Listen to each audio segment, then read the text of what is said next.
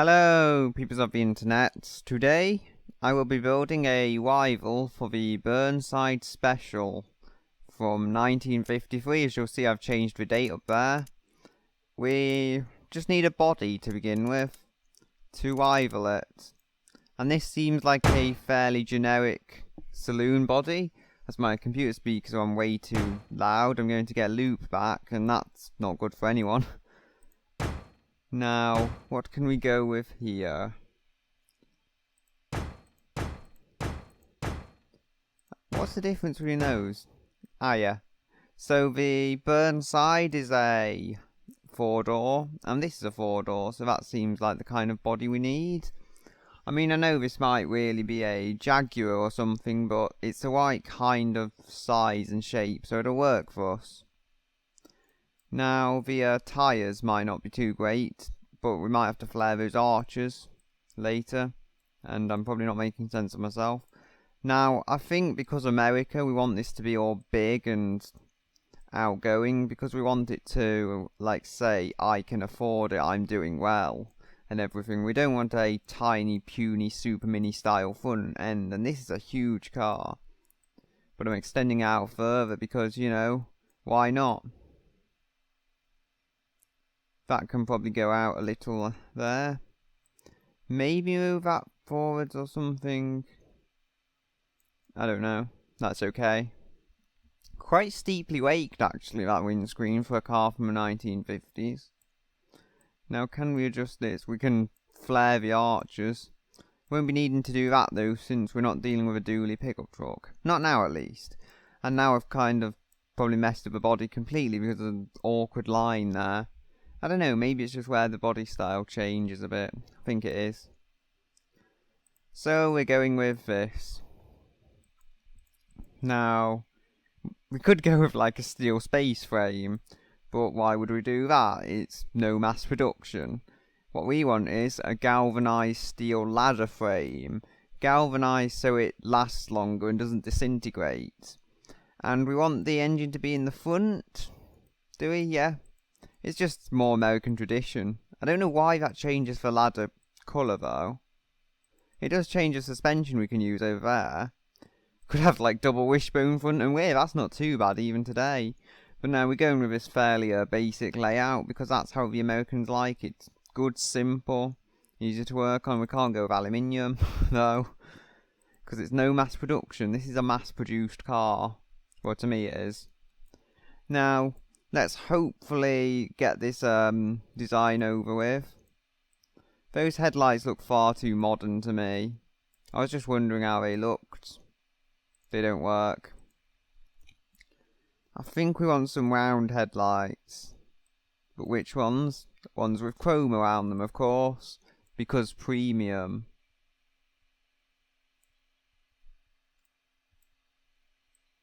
So just make these a little bigger. Try and fit them in there about right. And that should work. Now, the Burnside has a lot of chrome on the front, so we're going to need a lot of chrome if we're ever to rival that. But what can we go with? I don't know why this is a grille. What is it even? You know what? That might not be half bad, actually. It does look a little strange to my eyes, but it could still work if we put it, say, here. I don't think I like that. But it does kind of work.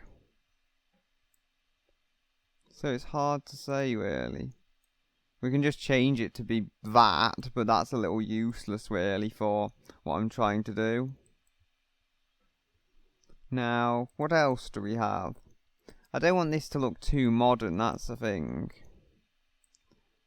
This seems like the kind of grille that would suit this era of vehicle.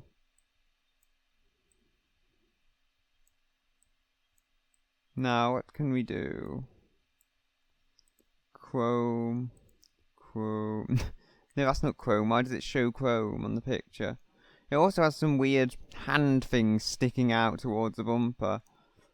I don't know, that's a design feature, okay? Not an accident. So we can have that way, or that way. I think I'm liking that, really. And then we just need some indicators. The Burnside is a much better designed vehicle than this. I won't even try and pretend this is an attractive vehicle because it isn't. But actually, now I'm thinking about it, if we get, say, this and put it across my grille. No! What's happened? Oh, I've just realised how stupid I'm being. The bonnet can't open like that. What do we do? What do we do? Presumably just make that lower. And then have another one up here. That's the same style, so that one.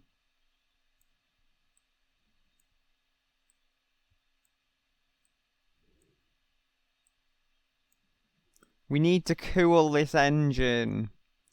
Even though it probably won't be a V8. Because we're going to make an inline 4 muscle car. Yes, I'm weird.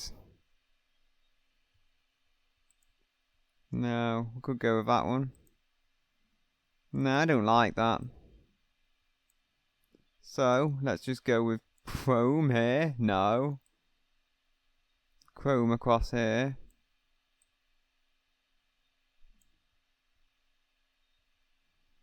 That wouldn't work.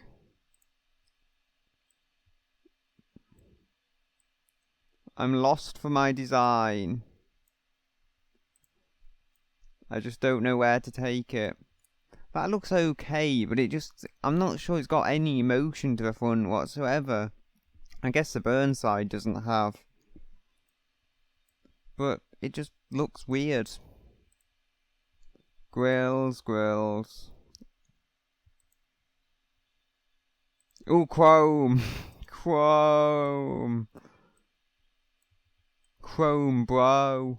That's the answer to all your problems. No. I think I have an idea though what I could do. It's a slightly crazy idea, but if we find this boxy grill, just have that going across there. That's cooling.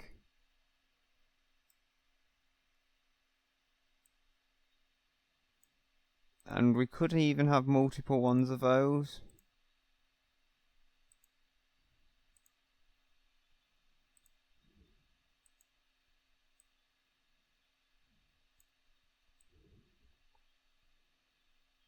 Yeah, we're building up our brand's design language.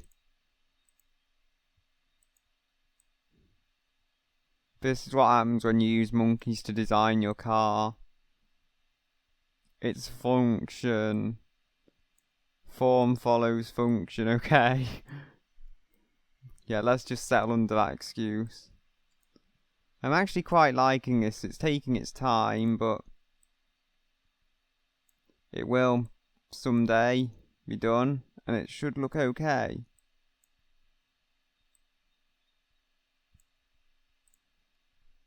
Come on. I'll spend half the video just doing these things on here really well. And that's not good. That'll push my timing up.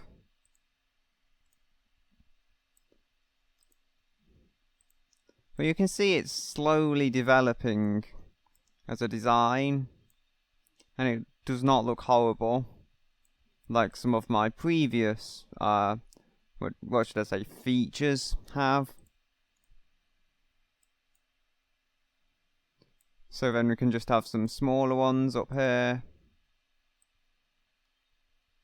And you know, although it looks a little odd, it works. I mean, I think I can say there's been worse.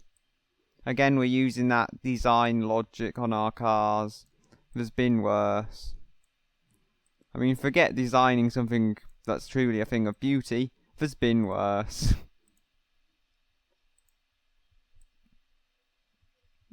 I mean, I'm sorry about how long this is taking. I'm just being really fussy about it, and I refuse to move on until I've actually done it.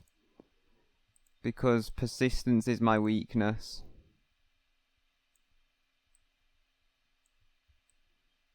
I think if we have 2 more of these, then we will be done.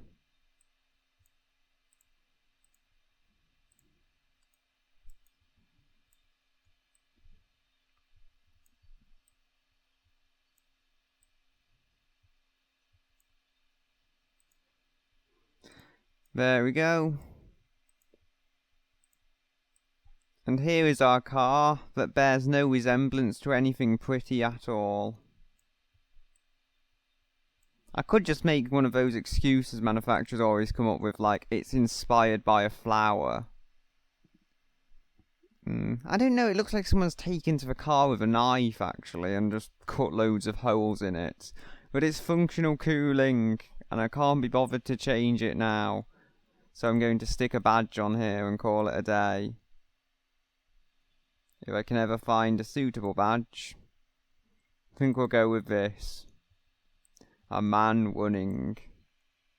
He's literally the guy who's put all the dents in my car. Just look at him with his big pole attacking. Yeah.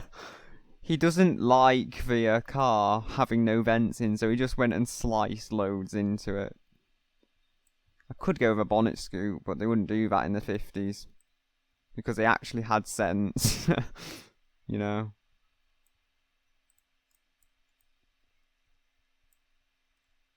I'm just thinking the front door could perhaps be changed there.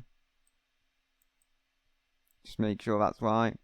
Can apparently only fit 125 tyres on it. Oh dear.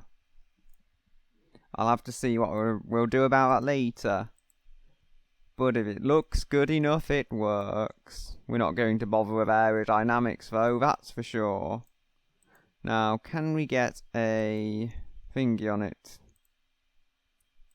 Use some of that as like chrome on the sides? No, apparently we can't. But there might be something under vents. There we go.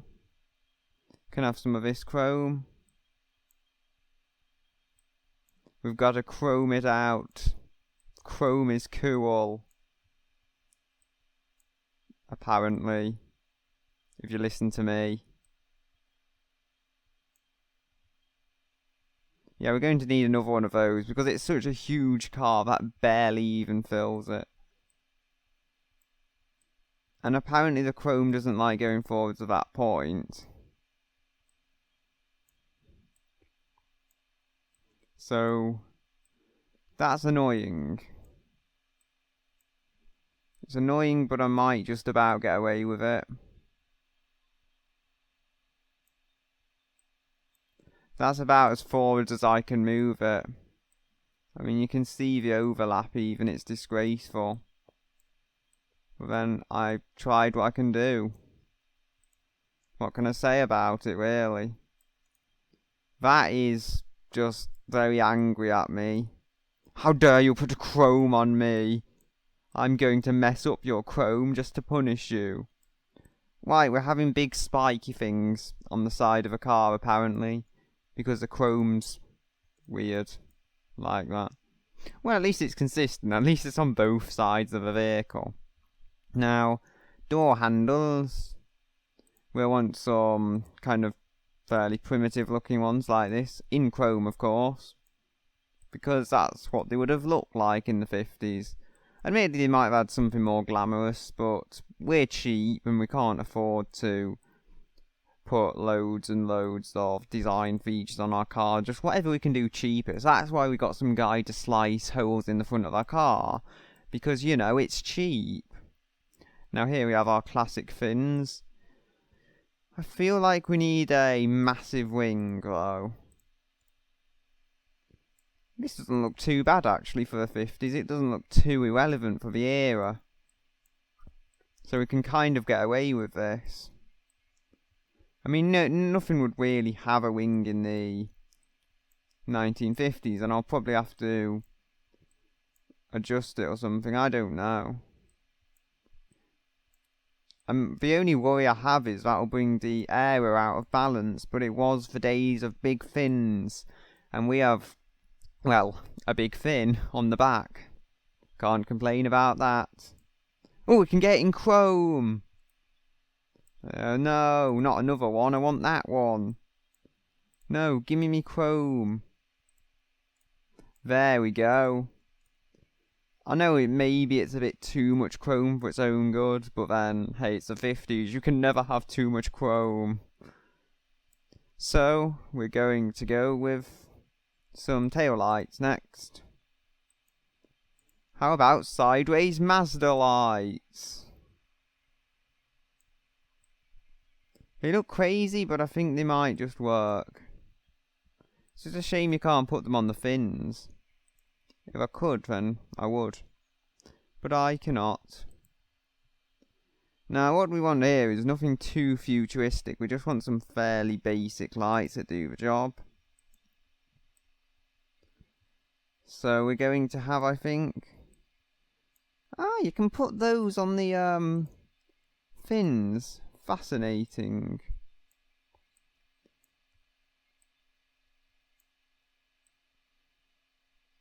And they don't want to turn. Well, I could put them on the fins. Now I'm actually trying to put them on the fins. It's changed its mind. There we go. See what we can do here. No, we need chrome or something. Yes, they just blend right in. You wouldn't even notice they're actually tail lights. But I'm happy with those, I think. They're nothing too fancy, but they work. They sit on the fins quite nicely. And, yeah, make the car look how I really want it to look. Indicators, though, I'm not so sure what I will do for that. I'll just have to see round and see what there is, I guess. So if I have these, say, down here. Slightly crazy, but what works, works, doesn't it? So we'll indicate like that. Exhausts. Now, this is a 1950s. We need a massive set of chrome exhausts. Maybe not exhausts that in themselves are massive, but a massive set of them. We have to get rid of the pollution somehow, okay? It's not an economical engine. Maybe it is for its era, but by general standards, my engine is not economical.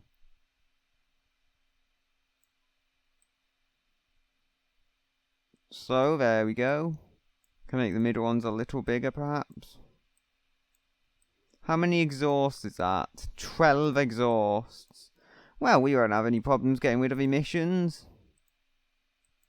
And they're just really odd. Yay! Looks slightly ridiculous. Actually, that looks like it's got some lettering there as well, just under the spoiler. I like that. Now, badges. What can we do? Do the same as I was doing before the recording software crashed. Yay!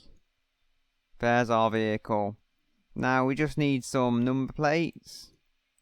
Go with these ones. Hey, I actually chose the one that was the right way round. What are the chances of that? It's massively overshadowed by the wing, but you know, I do what I can to get away with it through the regulations. That can be my number plate area. Number plate was a bit broken, but I've kind of fixed it. Try not to cover the grill up, okay? But it's still slightly covered. My pickup truck, I had nowhere to put it, so I literally just had to stick the number plate on the grill. Want to make sure I have plenty of space. Should be enough space there to put a plate, regardless of whether it's a little bigger or not. Same with the rear. So, I think we can go with a slightly higher quality build here. Just because it's kind of a luxury car. I mean, it's no Austin Mini, that's for sure. It's a huge barge and it's shameless about it. It's not green. My pickup truck was green. It made 9 miles per gallon. I like this blue colour. Maybe make it a little darker. Kind of nice vintage purpley blue. There we go. And I'm just thinking I need some indicators on this fender. For some reason. Chrome's around, obviously. Just have some indicator there. I don't know why I feel that's necessary, I just do. Does the Burnside have those indicators, I wonder? No, it has them on the bonnet.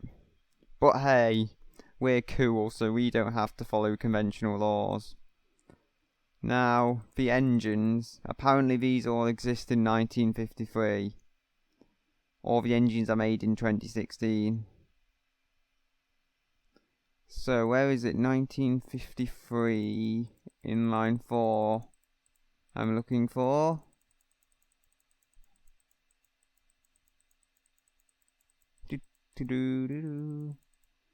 Where is it hiding?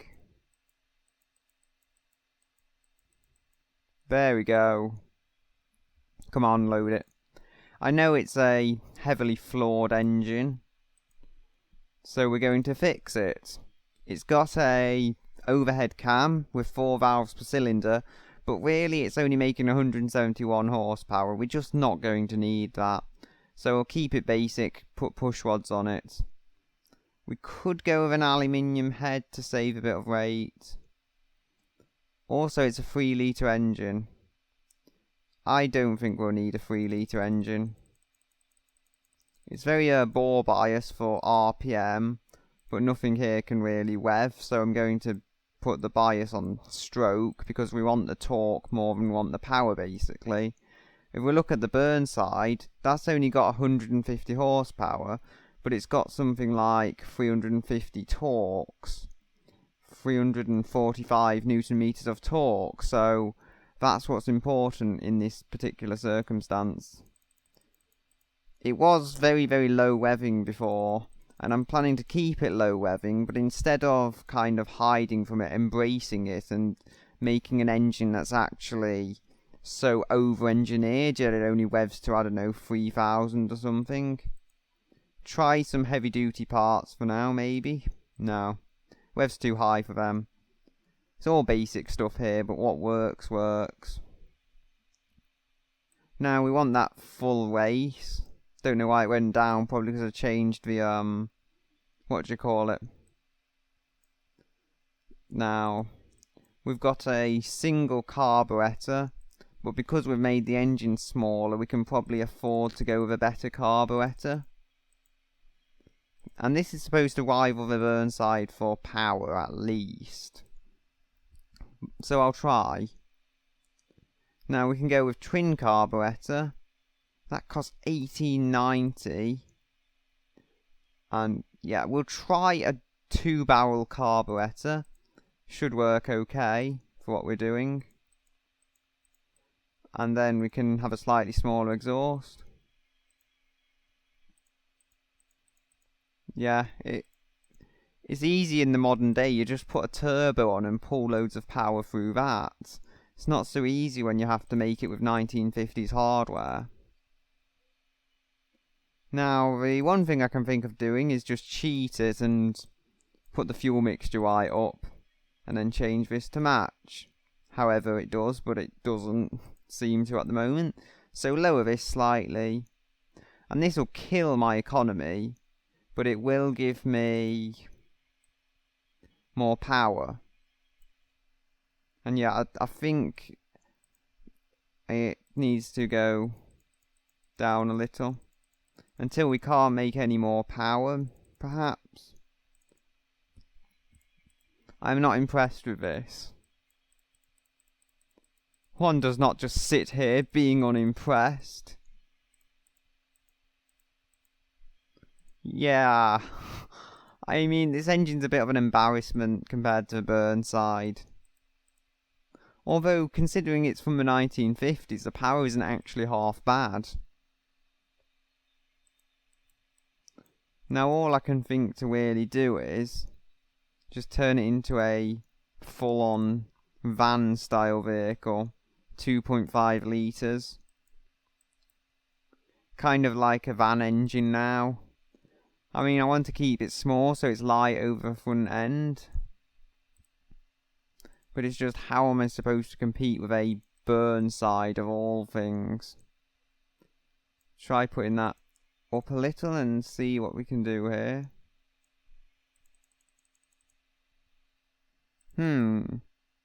This is strange. Strange things are happening in Engineville. Strange things are happening and I don't understand them. Who are you going to call? The engineer police. We arrest people for poor quality engineering. Whoever did the crime deserves to do the time. Have you come across an engine that's slightly unreliable? An engine which blows its head gaskets now and again? Even if it's made by a dead company, we can sue them. Yeah, I was referring to the K series there. Land Rover did eventually fix it though, since they were also using it.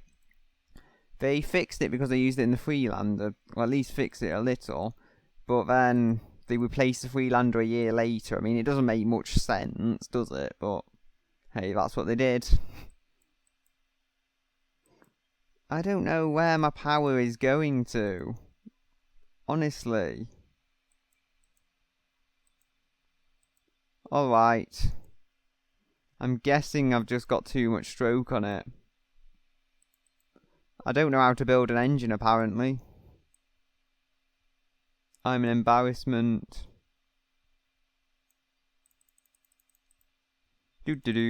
Where is it going to switch? 24.95. Let's see. I don't know. I was making loads of power before, and I just had to go and mess it up. I don't know why I mess this stuff up like I do.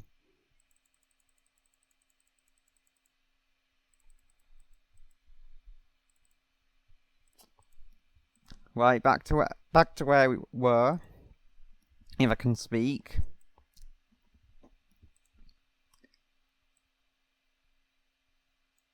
$3.5. Yeah, when all else fails, I just make what's basically a chopped up lorry engine.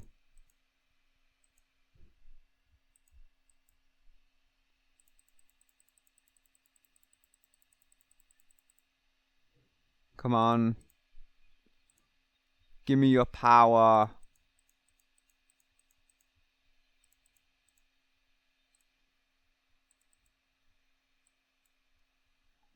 Come on. How are we supposed to compete with a Burnside when you're acting so weak? Yes, I talk to my engines. I also sing to them when they're sleeping. That's not weird.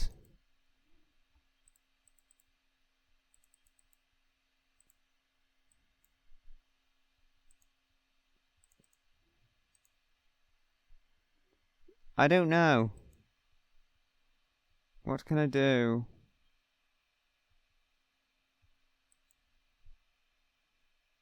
Try twin carburetors. There's literally no fuel injection. I mean, I'm getting so close to Burnside power though, but I'm never quite there. This is madly annoying. What if I try and adjust it like this? I was making 170 horsepower and I had to just go and mess it up. Wait, I'm being stupid. I know what's causing the problem, actually. I put push rod on it. Just try direct acting overhead cam. Maybe that'll be enough to fix my problem. Yes.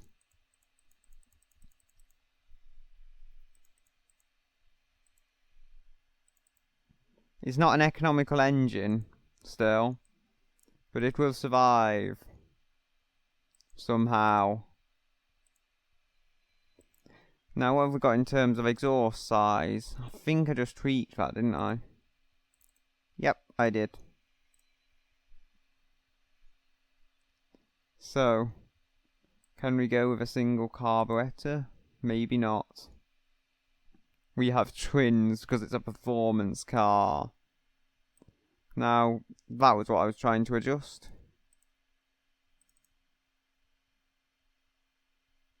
Now we have valve float.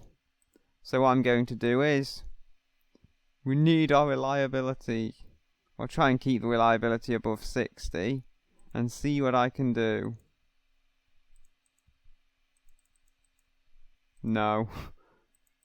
I'm not having that little power. Literally, I'm just adjusting it before it blows up. Because otherwise we'll never get any power out of this thing.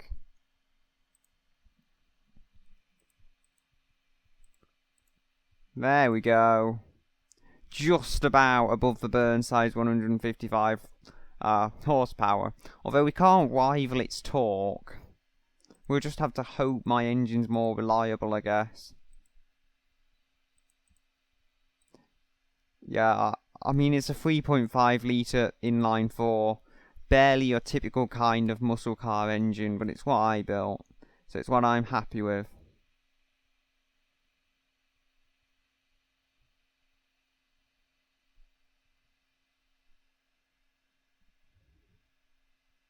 And then we can move on. We'll go with a single clutch manual gearbox. The Burnside has 3 gears, I believe, in its manual iteration. So we'll go with 4 just to outdo them. Don't need anything fancy there. And put the quality up. Now we want some long life road tyres. Make them as big as we can. 165s are the same as the Burnside, so we'll just use those. And literally the wheels are stupidly tiny, but then it does give me wider thingy. Oh, 175s. No, that works actually. If I can somehow make the wheels slightly bigger at the same time. Now I can kind of fool it into having 165s, but it wouldn't really work, would it?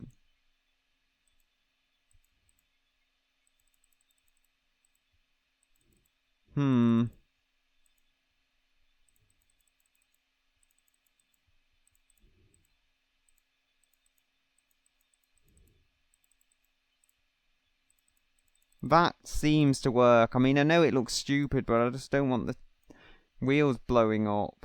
The tyres blowing up, rather. Wheels only blow up if you, like, glitch out BeamNG or something. Yeah, it looks stupid, you know, but I need the tyre width. If the width of the tyres isn't there, then it's just not going to get any power down. Medium compound tyres I'll try. Go with some decent drum brakes, well, as big as it'll take, which is to say not very big, because I've got weak, tiny wheels. My tyres probably won't work, but you know, that's what we have to put up with. Haha. No active cooling or anything. We do have loads of cooling though. Almost 1300 kilojoules. I'm tempted to put a bonnet vent on just so we can go over 1300. But I'll resist. Ooh, the engine does have an advantage. It requires next to no cooling. I mean, I've built small 4 cylinders that require more cooling than this, I think. And if we just put that up a little more, we can actually have some brake cooling. Even though the way some of the 50s cars handle on BeamNG, you would think brake cooling hadn't been invented yet. Seats we'll go with 6 maybe? 5. Yeah, I probably can't handle 6 people with this amount of torque. We want a premium interior and premium radio. Maybe even luxury, actually. Because the Burnside is a luxury vehicle, I guess you could say. We want advanced safety, well advanced as you can get in the 50s. Standard springs because it's always available. And comfort because why would you possibly want a huge barge to be sporty? 1506 kilograms. I mean, these always seem to come out lighter than the Burnside. That's abnormally heavy. If I remember correctly, it's 1750 kilograms. So that's what we've got there. I mean, I don't get that actually. The wheels are so inbound. Couldn't they just expand the tyres outwards a little more? I mean, it wouldn't let me fit any bigger than 165s, but there's definitely space to do that. That's odd. Now, let's see how it does around our Top Gear test track. And the weight balance, yeah. The original reason for going for an inline 4, but I ended up making it massive to compete with the 5.1 litre Burnside engine. Still very, very small for something that makes that much power, but it doesn't compete with the torque. The gearing I've not adjusted, but I don't imagine changing much of this stuff if I'm entirely honest. The downforce is a mess, though. I mean, really, they didn't even know what downforce was in the 50s, though. Really, so. Yeah, let's just say it's down to not knowing anything. Yeah, apparently does 110 miles per hour, though. Which would not feel safe with that downforce. Downforce on the rear and then tons of lift on the front. Well, not tons, I'm exaggerating obviously, but quite a bit. It really begins to struggle getting from 50 to 75 though, more than the aerodynamic modern cars do. So, let's get the Top Gear test track times up and see if it can actually compete with anything. I mean, I don't think it is going to, but it's worth a try.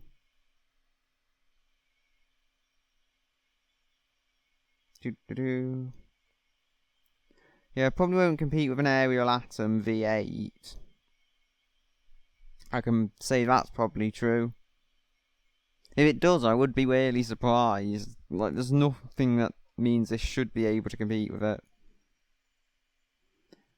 If we're lucky, we might get near to the Alfa Romeo 147 GTA. That's a 135, but even so, I'm highly doubtful we'll get that kind of speed. So, we set a 1 minute 54.04, which is below an Aston Martin DB5. The Porsche 959 and Ferrari F40 didn't finish, though, you know. We haven't done that because they would have been quicker almost certainly, and it's slower than everything. I think even the reasonably priced cars. So, you know, it's slow, but I guess it does its job as a luxury barge. To be honest, I'd still have the Burnside though. My inline 4 in my eyes is an appalling failure. It's heavy, it's underpowered, it's got no torque. So, yeah. I'm disappointed in myself. But look on the good side. It is pretty. Nah, not really. The Burnside looked better as well.